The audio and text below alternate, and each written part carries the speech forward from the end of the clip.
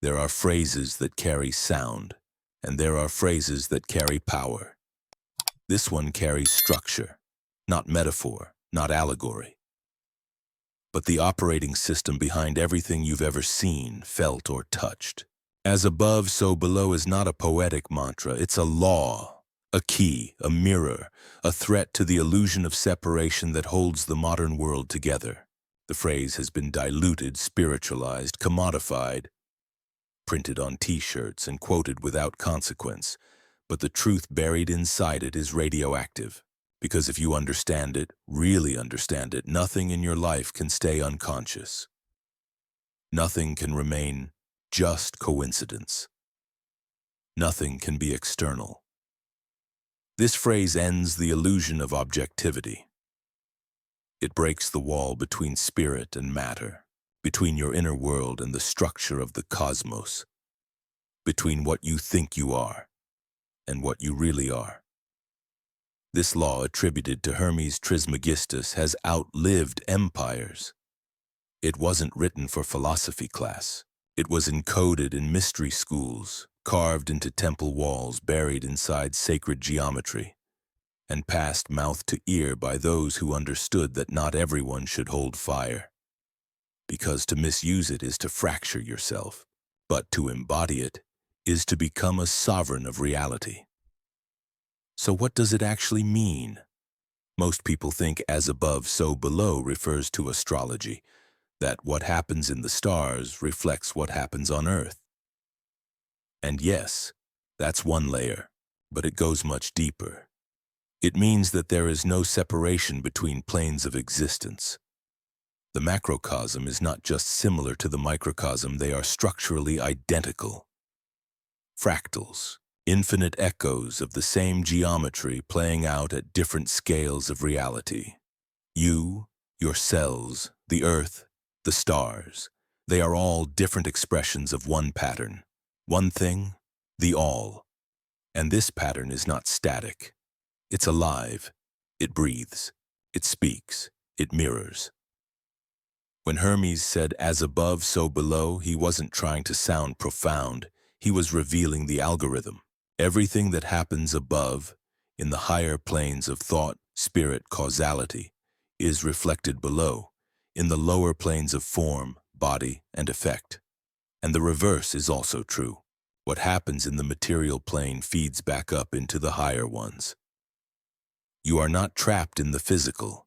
You are embedded in a self-similar system of consciousness, one that responds to every signal, every belief, every frequency you carry. And whether you are aware of it or not, you are broadcasting and receiving across all levels at all times. The system you live in wants you to forget this. It teaches separation as safety. Mind and body are different. Science and spirit are enemies. The inner world is private. The outer world is objective. But the Hermeticist knows, the moment you divide reality, you become a prisoner to it. That's why the Emerald Tablet doesn't just say, as above, so below. It says, to accomplish the miracles of the one thing. Because when you remember the mirror, when you use it, you become capable of creation. Let's strip this down. You feel a recurring emotional pattern: anxiety, self-doubt, scarcity. You look at your life and see the same experiences repeat: failed relationships, financial tension, disconnection. The untrained mind assumes these are just life events, but the Hermetic lens says this is a feedback loop. The inner belief is above, the physical repetition is below. Change the structure, change the reflection. You do not need to fight the mirror. You need to become intentional with the image you cast into it. But it doesn't stop there. The same law that governs your mind and emotions also governs the stars. Your breath mimics the rhythms of the moon. Your heartbeat is an echo of Earth's resonance.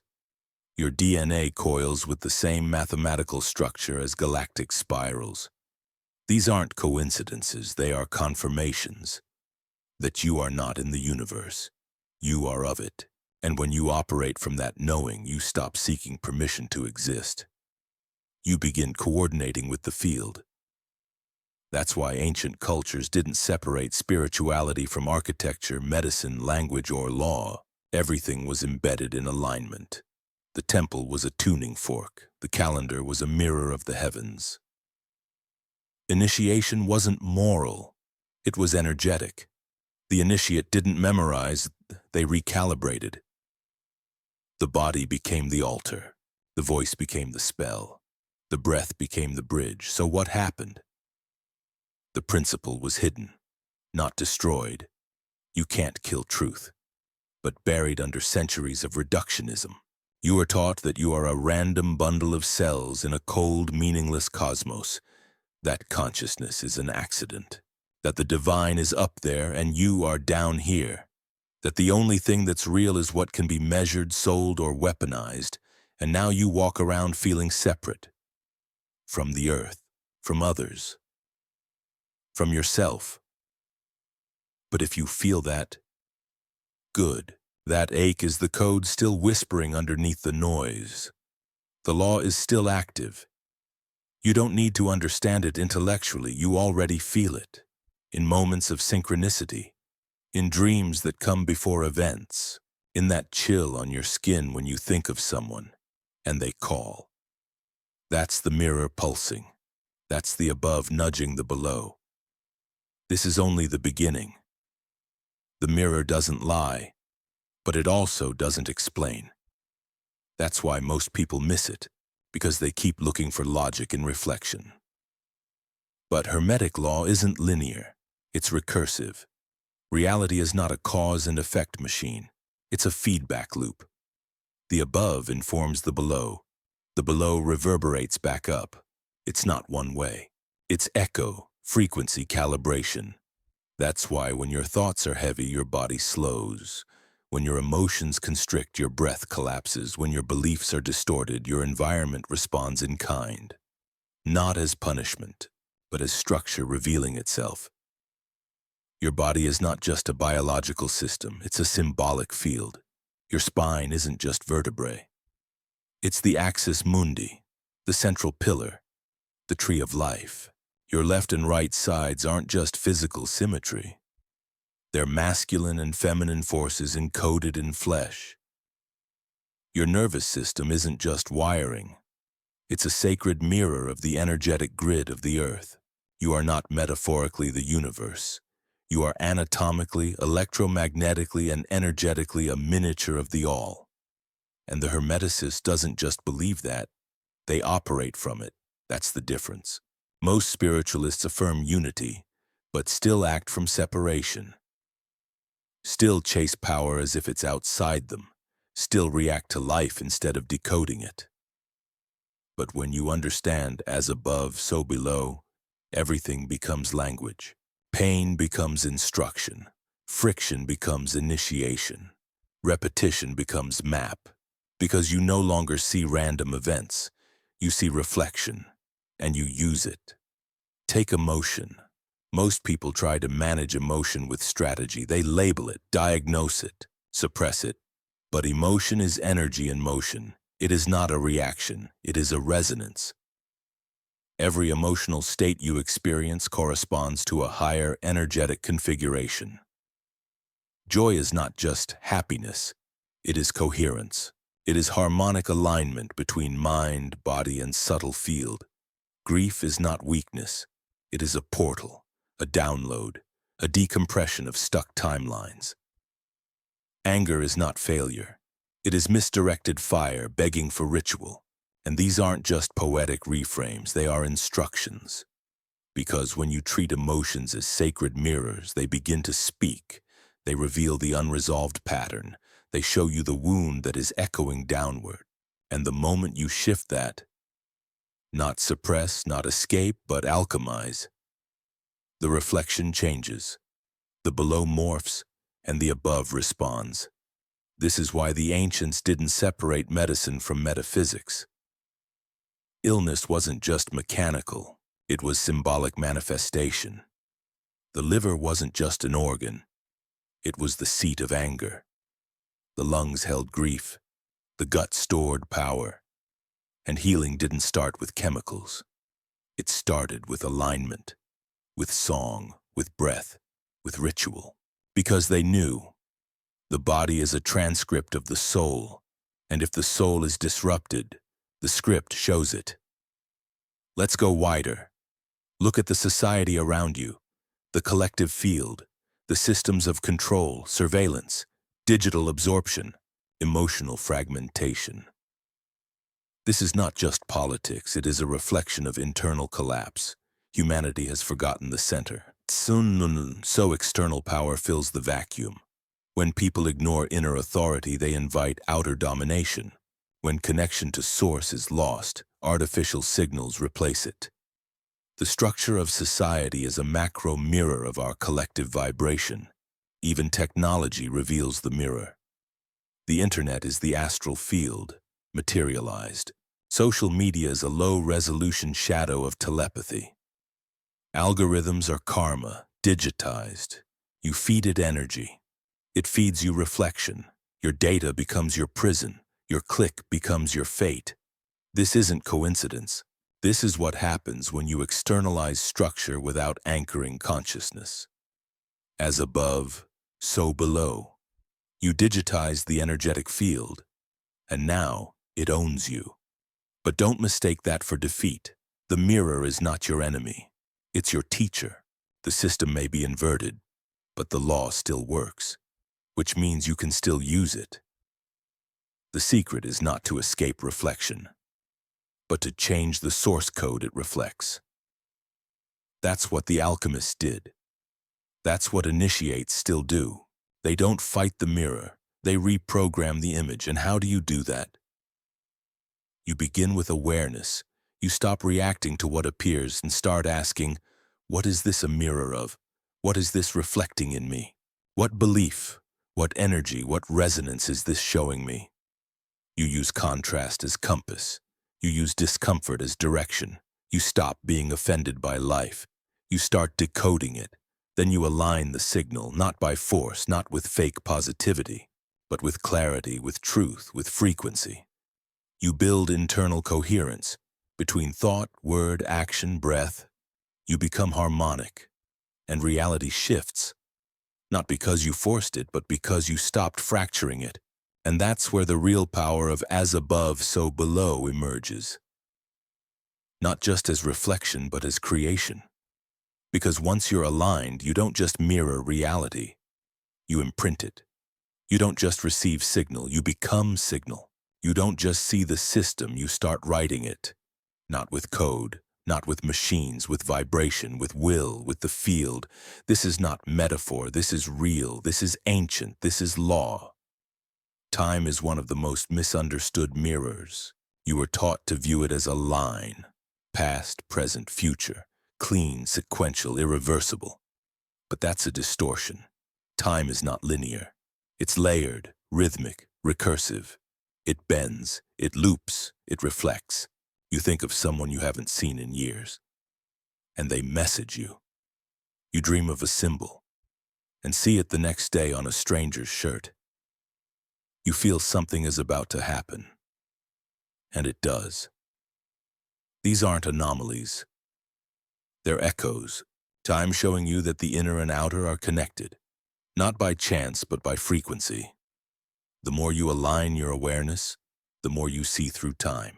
The above, the intuitive flash, the symbolic dream, becomes the below, the material outcome.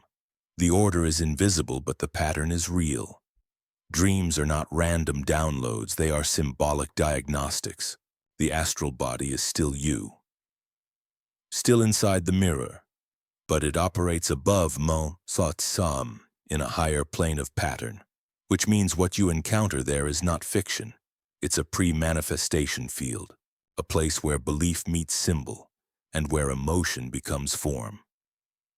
That's why dreams often carry messages before the event occurs. They show you the trajectory of your field. They show you what's echoing beneath the surface. You dream of a flood, and next week your emotions overflow. You dream of an empty room, and your friendships start to vanish. The dream didn't cause it. The dream revealed it. As above, in symbolic pattern, so below, In waking experience, you weren't being warned, you were being informed. Numbers follow the same principle. Repeating numbers are not magic in themselves, they are reflective codes, markers, mirrors. You keep seeing 111, 222, 333, not because the numbers have power, but because your attention is shifting. The above, intuitive alertness, is mirroring through the below. The repetition of sequence. Your subconscious is pulling symbols into the matrix to confirm alignment or to point out divergence. You are not being told what to do. You are being shown where you are, and sometimes the reflection opens. It doesn't just mirror, it cracks. That's what we call a portal. A moment so charged, so perfectly synchronized, so sharply aligned with something beyond the visible, that it bends your perception of reality. You step into a room and feel like time stopped. You meet a stranger who tells you exactly what you needed to hear. You stumble into a book that answers the question you've carried for years. These are not coincidences, they are mirrored gateways, moments when the boundary between levels thins and you can feel the architecture beneath the surface. But if you're not paying attention, you miss it. Because the portal doesn't knock. It doesn't announce itself. It echoes. Quietly. Then precisely. Then fully. And the untrained mind calls it luck. The trained soul walks through. That's why the mystic doesn't chase meaning. They track pattern. They watch. They document. They learn the grammar of the mirror. So how do you recognize these mirrored moments? First, stillness. The reflection is always clearer in still water. Your mind must be quiet enough to catch the echo. Second, presence. The portal always opens now, not in theory, not in concept, but in the raw electricity of this breath, this room, this moment. Third, response. When the mirror flashes, act. Don't analyze. Don't hesitate. If you see it, you were meant to move. The delay closes the gate, the action opens it. And this principle doesn't just apply to signs and symbols, it applies to your work, your relationships, your choices. The above is not just spirit, it's intention, and the below is not just the world, it's manifestation. If your life keeps reflecting stagnation, you don't need more hustle. You need a shift in source. What belief are you acting from? What pattern are you looping? What unresolved frequency are you transmitting? Unknowingly, you don't need to fix the mirror. You need to become the image worth reflecting. That's what the principle is pointing to. Not control, coherence. The mystic doesn't manipulate the world. They align their field so fully with what is true that the world has to respond. Because law cannot contradict itself. This is the beginning of energetic sovereignty. As above, intention. So below, result. As above, emotion. So below, experience. As above, essence. So below, embodiment. Every part of you echoes somewhere. Every thought you don't examine turns into something. Every emotion you suppress becomes a pattern. Every word you speak sends a signal. And the more aware you are of the source, the cleaner the reflection becomes. You stop experiencing confusion. You start experiencing confirmation. This is the path of the initiate, the student of mirrored law. You are no longer seeking answers. You are tracking structure, listening to the conversation between the seen and the unseen, between the code and the consequence, between the root and the fruit. Because you know they are never separate, never random, never accidental, only mirrored, only precise, only alive. Most people mistake action for cause. They think they get what they work for, but the law doesn't respond to effort. It responds to alignment. If your rituals are empty, your results will be too. If your prayers are built on fear, they amplify absence. If your manifestation practices come from desperation, you mirror lack. It's not the ritual that creates, it's the state you're in when you perform it. That's what "as above, so below" really means in the context of practice.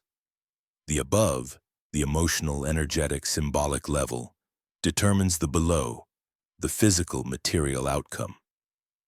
Ritual without resonance is performance, but with resonance, it's technology. Your words are not just sounds, they are signals.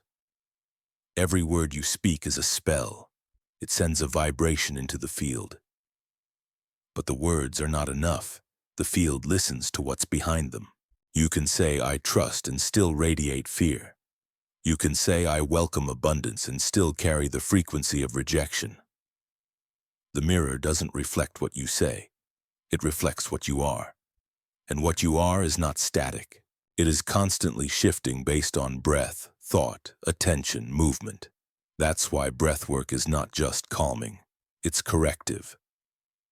Every breath is a bridge between above and below. Inhale, spirit. Exhale, matter. You are not just feeding oxygen. You are tuning the field. That's why every tradition, from Vedic to Hermetic to Taoist, includes breath as sacred.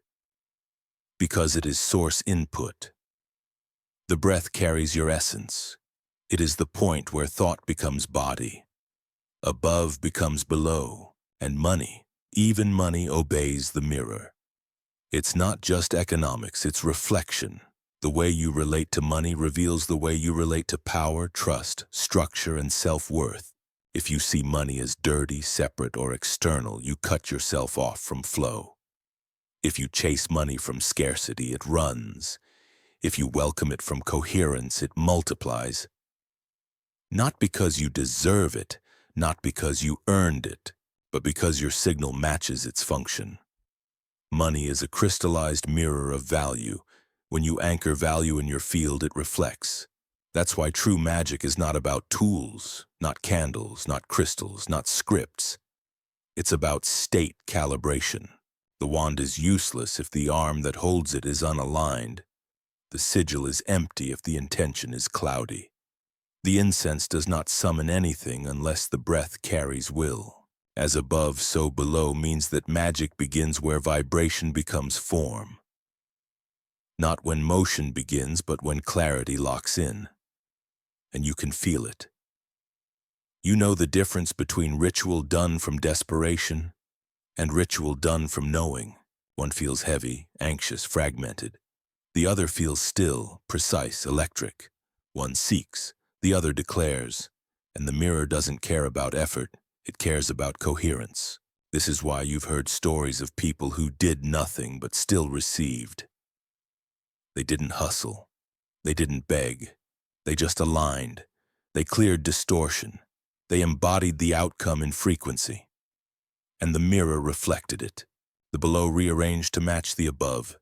This is not passive. It's not lazy. It's energetic causality. So how do you become that kind of creator? You stop managing symptoms and start upgrading source. You stop editing the reflection and start becoming the image. You identify the distortion, the belief that says, "It's not safe. I'm not worthy. I have to prove," and you pull it out. Not with force, with attention, with presence. You name it, you feel it, you breathe through it. And then you replace it, not with fantasy, with frequency. A thought that holds resonance, a breath that recenters truth, a word that vibrates with memory. Because when you speak from that place, everything moves. Not instantly, not always visibly, but precisely. You are not yelling into the void. You are calling through the code, and the code listens. Even your posture mirrors the law. A collapsed body broadcasts shame. An open chest signals receptivity. A loose jaw enables flow. None of this is shallow, it's physics. You don't need to force anything. You need to become undeniably aligned, not for others, not for the show, but for the mirror. Because the mirror can't lie, it only reflects. And once you get this, you stop wasting energy. You stop casting spells you don't mean. You stop using affirmations as lies. You start treating your words like arrows. You breathe like a priest. You walk like a ritual. You pay attention to what you repeat, because repetition is programming. You begin creating as the ancient ones did, not by pushing the world, but by vibrating differently inside it. Because here's the truth. You're not here to escape matter. You're here to command it, with light, not dominance, not ego, but with precision, with clarity, with law. That's the secret, not manipulation, not control, but reflection, structured, coherent, alive. This is the point where practice becomes presence, where life becomes art, where thought becomes spell, where intention becomes force. And the world can't help but shift, because the one thing is now vibrating through you. You are no longer someone under the law. You are someone within it, with it, of it. That's when the magic starts working, and that's when reality starts listening. Long before the modern world began dissecting reality into science and spirit, the ancients were building temples aligned with stars. They weren't decorating the earth. They were mirroring the heavens. From Egypt to Sumer, from the Indus Valley to the Mayans, every advanced civilization that touched the sacred understood one thing. The world below must reflect the order above, not symbolically, structurally, cosmically. In Kemet, which you now call Egypt, the entire Nile basin was a mirror of the Milky Way. The temples of Luxor, Dendera, and Edfu were not just places of worship. They were resonant machines constructed with proportions drawn from cosmic harmonics. The human body was mapped onto temple walls, not as art, but as a blueprint of divinity. Every corridor corresponded to a chakra. Every pillar encoded a frequency. The layout itself was initiation. As you walked through the physical space, you passed through dimensions of consciousness. As above, so below was not a belief. It was how they built reality. The Hermetic schools preserved this through geometry, astrology, and theurgy. The pentagram was not a symbol of magic. It was the golden ratio in motion. The circle within the square, the triangle above the cube. These were not artistic flourishes, but expressions of law. The initiate wasn't told what to believe. They were taught how to see the pattern in all things, and then to live it. That was the path of Thoth, of Hermes, of those who knew that truth wasn't taught. It was revealed through alignment. In Babylon and Sumer, ziggurats reached toward the heavens, not to touch the gods, but to draw the divine proportions downward. Each level mirrored a celestial sphere. The priests were mathematicians, astronomers, energy workers. They tracked the movement of the stars not just for prediction, but to mirror the cycles within the collective. Festivals followed lunar tides. Crops were planted on energetic alignments. Life moved as the heavens moved. The Mayans went further. Their pyramids didn't just face the solstice. They created shadow serpents at specific moments of the year. They tracked Venus, Jupiter, solar flares, and galactic cycles with mathematical precision. Why? Because they knew that what happens above is not distant. It's influence. If the cosmos stirs, the earth shifts. If the galaxy pulses, the human psyche feels it. That's why Mayan kings were not just rulers. They were sky readers, keepers of temporal resonance. In India, the Vedic rishis encoded the same law in mantras, yantras, and the science of breath. The Sri Yantra, 9 interlocking triangles, was not just art. It was a mirror of the energetic universe. Above, Shakti and Shiva spiraling into form. Below, chakras and elements arranging into the body. Yogic practices weren't exercises. They were calibrations. Mudras mirrored planetary energy flows. Breath mirrored lunar rhythm. Chant mirrored cosmic frequency. You weren't becoming spiritual. You were remembering structure. The Dogon of West Africa knew the star Sirius had an invisible twin, long before modern astronomy confirmed it. How? Because they didn't look with physical eyes. They observed through symbolic resonance. Their cosmology was encoded in geometry and myth, not as superstition, but as multi-layered mirror. One part cosmic, one part genetic, one part spiritual. The spiral was life. The twin was duality. The sky was not far. It was inside them. All of these cultures, disconnected by language, distance, and history, carried the same seed. Because they remembered the mirror. They knew that when architecture becomes sacred, it teaches. When symbols become precise, they awaken. When the body is tuned, it receives. When the city mirrors the stars, the people remember their place in the all. Modern culture has forgotten this. We build for function, not frequency. Our cities reflect consumption, not cosmos. We tune into news, not rhythm. And yet, the law hasn't gone anywhere. It still pulses beneath the concrete, still speaks in number, still breathes through dream. The ancients didn't own this wisdom. They simply didn't forget it. That's the only difference, and that's why when you feel resonance with these forgotten structures, when you stand inside the Great Pyramid and your skin vibrates, or when you walk under the stars and feel a strange, ancient pull, it's not nostalgia. It's recognition. Your DNA remembers. Your field remembers. You've walked this way before, not as a believer, but as a builder, one who lived inside the law, not beneath it, one who didn't need science to validate what breath already knew. That's why you're here now, listening, remembering, feeling the gravity of the code pulling you inward. The ancients are not gone. They're awake in your bones, and the mirror is still turning. You don't need a pyramid to remember the stars. You are the temple. You are the altar. You are the encoded field waiting to be activated. The ancients built their structures from stone. Now the mirror asks you to build from breath, from rhythm, from will. So how do you live as above, so below? Not as belief, but as orientation. You begin with rhythm. The first law of all creation is movement, not just motion, patterned motion, pulse, breath, cycle. Every ancient system began the day in ritual, not to impress the gods, but to align the self. When you wake up and immediately touch your phone, you sync your nervous system to randomness. When you wake and breathe, 4 seconds in, 4 seconds hold, 4 seconds out, you reset your internal sky. That's your sunrise, that's the first mirror.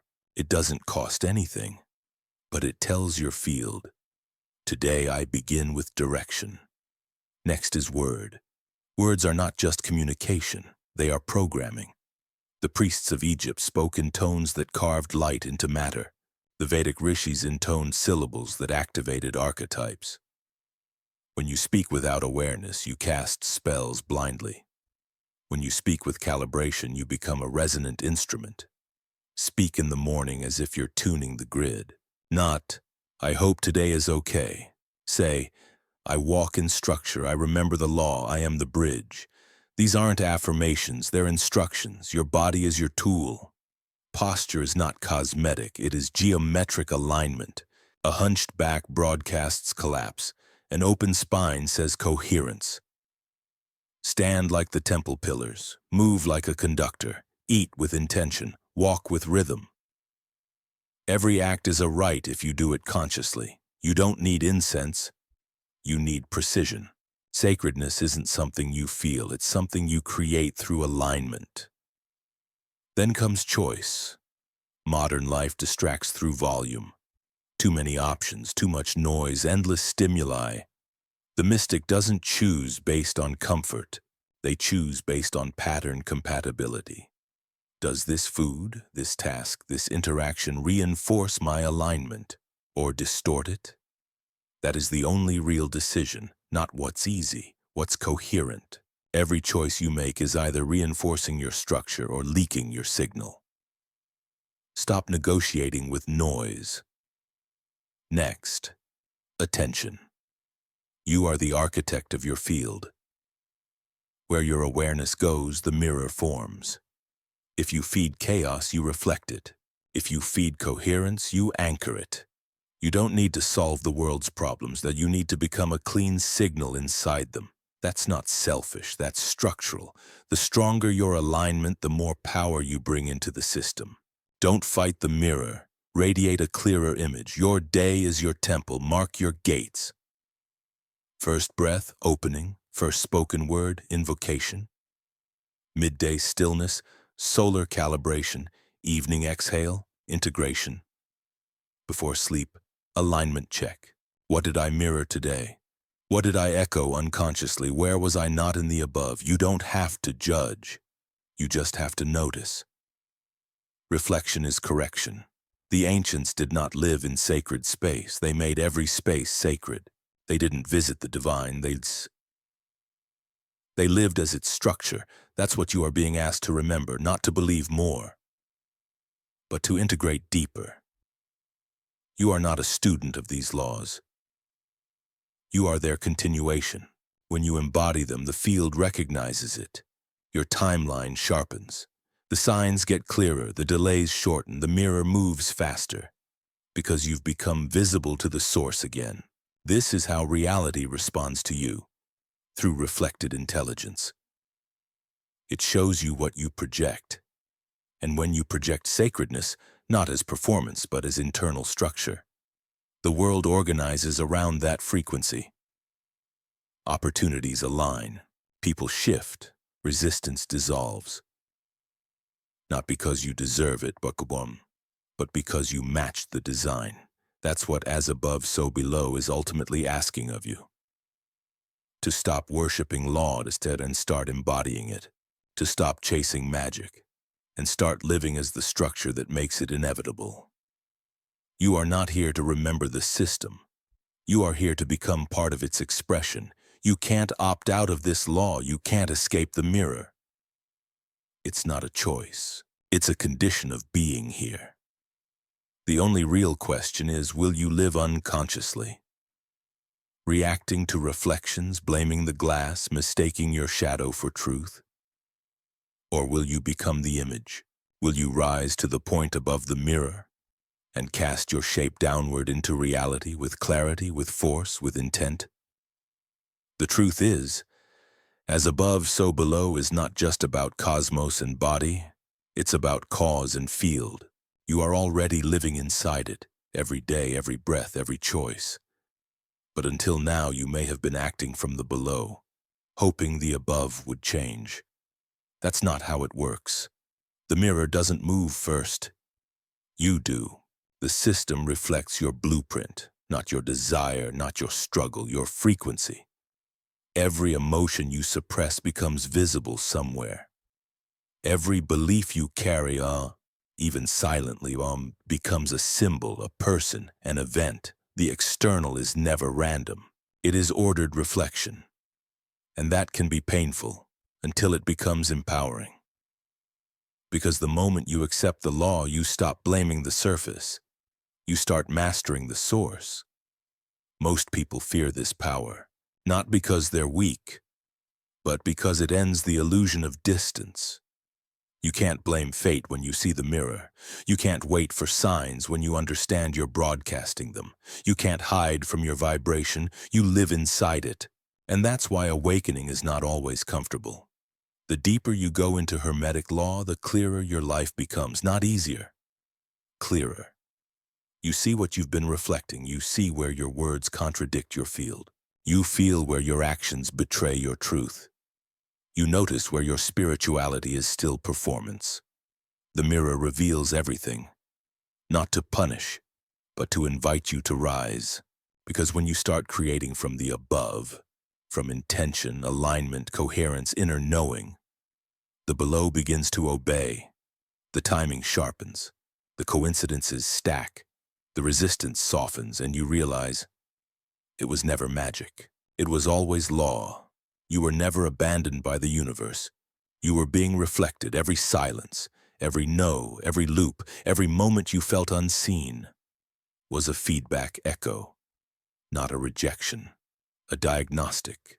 The system was saying, This is what you are signaling. Shift, and I will follow.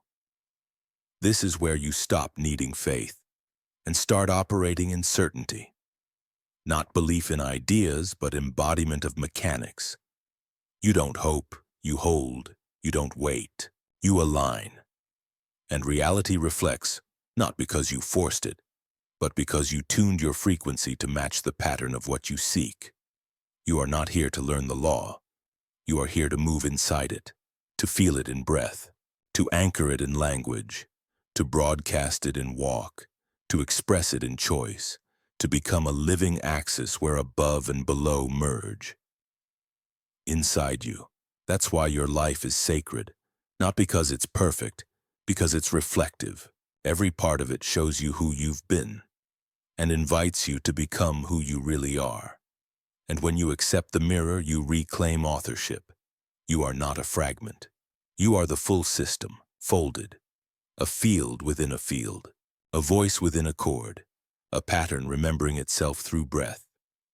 So now the question is not whether the law works. It's whether you will. You've reached the edge of understanding, but this is not where it ends. This is where the real current begins, because now the law is no longer something you've read, heard, or believed in. It's what you've entered. What you've seen operating in your own life, your own breath, your own thoughts made visible in your timeline, in your interactions, in the feedback loop that reality never stops delivering, as above. So below is not a mystical slogan or poetic phrase. It is a cosmic mechanism, always active whether you're awake to it or not. And now that you've seen how it functions, you can no longer pretend not to know. The mirror reflects not what you wish for, but what you broadcast, and you are broadcasting every second. Through your thoughts, through your emotional default, through your posture, through your silences, through what you tolerate, through what you fear, through what you expect in secret, even when your lips say otherwise. The field listens to your vibration, not your voice, to your coherence, not your effort, to the structure beneath your words, not their decoration. This is why the world didn't change when you wanted it to, why the affirmation didn't work, why the ritual felt hollow. Because the mirror can only reflect structure, not desire, and structure only aligns when the image is clean. When the signal is stable, when the intention and the embodiment are the same. Now you know everything is a mirror. Your relationships are mirrors, your patterns are mirrors, your timing is a mirror, your stagnation is a mirror, your progress is a mirror. And the most sacred part of this law is this: you are the only one who can update the image. No teacher will fix the source code for you. No mantra will override incoherence, no external power can replace internal alignment. You are the access point. You are the lens. You are the field through which the above becomes below, and the quality of your internal state is the command line for the universe around you. So what happens when you begin to live like this? Not just on ceremony days, not just when you feel high vibe, not just when it's convenient, but as your default frequency, as your posture of being. The system begins to bend. You stop pushing reality and begin shaping it. People leave, not as loss, but as recalibration. Delays dissolve, because you're no longer out of step with the pattern. Synchronicities multiply, not because the universe suddenly favors you, but because you're finally speaking in its native language. Frequency, geometry, law. You're no longer wondering if the universe heard your request, because you've become the request itself. Walking, vibrating, radiating in every moment. That's what the ancients knew. That's what the mystics remembered. That's what the temples encoded, not dogma, structure, not prayer, resonance, not belief, design. Now speak this from your center. I no longer ask for alignment. I become it. I no longer look for signs. I act as one. I no longer reach upward. I activate inward. The law is not above me, it moves through me. I am the cause, I am the image, I am the one thing fractured into form, remembering itself. I do not fear the reflection, I use it. I do not wait for change. I radiate it. My breath is my command. My intention is code. My vibration is clean. As above, so below, not someday, but now, not outside me, but as me. You are no longer passive inside this structure. You are part of it, aware of it, aligned with it. That's what changes the mirror. That's what makes the system respond. That's why now the field begins to bend toward you, not because you forced it, but because you finally matched it. From this point forward, you are not someone who understands the principle. You are someone who lives inside it, moves through it, builds with it, and reflects it so clearly that others begin to see the pattern too.